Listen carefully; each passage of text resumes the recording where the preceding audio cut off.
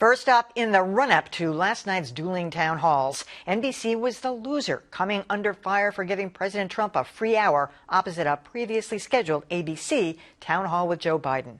Regardless of whether you were jumping between the two or just stuck with one, it appears the ends justified the means. As soon as NBC announced it would air its Trump town hall at the exact same hour as ABC's Biden town hall, the critics pounced. I think that NBC is all in for Trump, as they were with The Apprentice. Are you as mad as everybody else is that NBC is doing a town hall with President Trump tomorrow instead of the debate? NBC stars, current and former, were pleading with NBC to move their event, a decision NBC Universal said was motivated only by fairness, not business considerations. Cue the laugh track. But no one was laughing once it got going. Did the doctors ever tell you that they saw pneumonia on your lung scan? Today Show co-host Savannah Guthrie charged out of the gate with a series of tough questions about the president's bout with COVID, mask wearing, and holding large public gatherings. Shouldn't you have known better? Shouldn't the White House know better than to hold an event like that? NBC's interview style was in stark contrast to what was happening over on ABC, where George Stephanopoulos pretty much let the audience put the questions to Joe Biden. If a vaccine were approved between now and the end of the year, would you take it?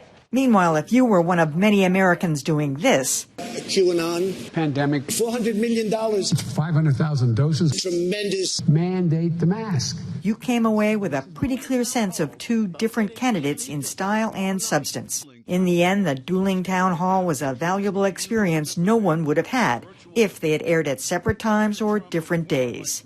Now, on to next week's debate. All right, so Callie, were you a flipper or were you sticking with one? And by the way, it looks by all accounts that Joe Biden's ratings were higher than Donald Trump, even though he had 3 different networks to choose from.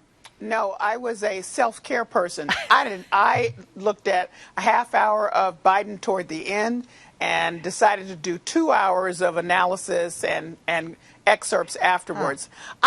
Because I just knew I couldn't take that. That was just going to be too much for me. I don't see why it wouldn't have been just as, to your point, the ends justifying the means in terms of interest, by having them staggered in terms of time. It just really is annoying to me that NBC, whatever deal they cut, buckled to President Trump to, after he backed out of the official debates, to put it opposite Joe Biden. Of course, they're going to present contrasting styles and temperaments because that's who they are. Would that had been shown in a debate? But if it's not going to happen, then at least allow people not to be doing that back and forth as you were. I do think that was a disservice. And I just didn't do myself a disservice. Well, I watched Biden for the first half hour, Trump for the second half hour, and then back to Biden. So I guess I missed Trump and the QAnon stuff. Yeah. Good for Savannah Guthrie for really holding the president to account. And as a result, I think she at least partly saved NBC News' reputation. But the fact is, the Commission on Presidential Debates set rules for the second debate based on the fact that the president had had COVID, and he's the one who dropped out. He should not have been rewarded with an hour of free airtime, exactly opposite what should have been the debate. I felt that there was a lot being made of this. I think, former reporters, people like Katie Couric saying that this was, bad for democracy.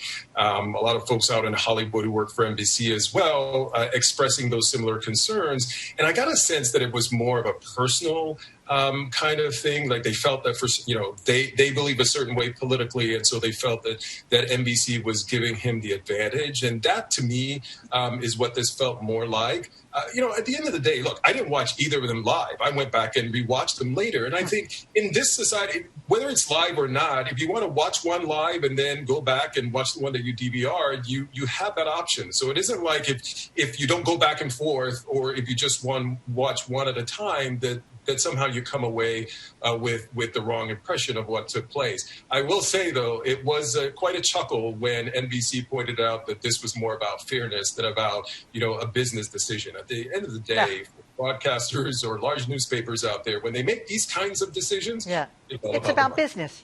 That was a joke. That was outrageous. Yeah, I call shenanigans on the whole. It was about business decision. I understand the need to be fair on this, but both audiences, they didn't have equal access to the same audience that night. Having it the next night at the same time may have given them equal access to both of them access to the same audience. But I don't think this ended up being more fair. There's something like 3% of registered voters who are actually undecided right now. They're likely not going to be going back and forth or putting in the effort to check out what both of them had to say. So I think right now what we had was something that was more about infotainment, that was more about ratings, that was more about touting exclusivity, and that was less about actually informing the public about what the two candidates for the highest office in the land really have to say. Yeah, but Callie, I was just thinking this is an experience like we've never had before with this back-to-back thing, and I thought there was something really unique about it, and I got myself into it. I could never have done back-to-back. Well, I guess what made me so upset about it is that really what you need is the two of them in the room, period. So I'm with Dan Kennedy about this.